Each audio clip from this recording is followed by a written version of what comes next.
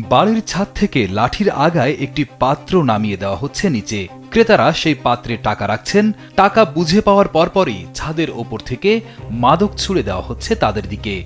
পুরো লেনদেন ঘটছে এমনভাবে যাতে বিক্রেতারা থাকছেন সম্পূর্ণ ধরাছোঁয়ার বাইরে। রাজধানীর শ্যামপুরে মাদক বিক্রির এই অভূতপূর্ব কায়দা চোখে পড়েছে এলাকাবাসীর।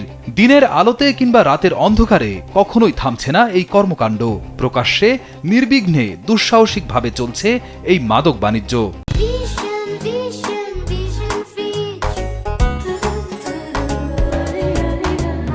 অথচ এলাকায় পুলিশের কোনো কার্যকর পদক্ষেপ নেই বললেই চলে। স্থানীয়দের প্রশ্ন, প্রকাশ্য দিবালোকে এত বড় অপরাধ চলছে, তবুও কেন নীরব প্রশাসন? এই ঘটনায় এলাকাবাসীর মধ্যে ক্ষোভ ও উদ্বেগ ক্রমশ বাড়ছে। পুলিশের ভূমিকা নিয়ে উঠছে একের পর এক প্রশ্ন।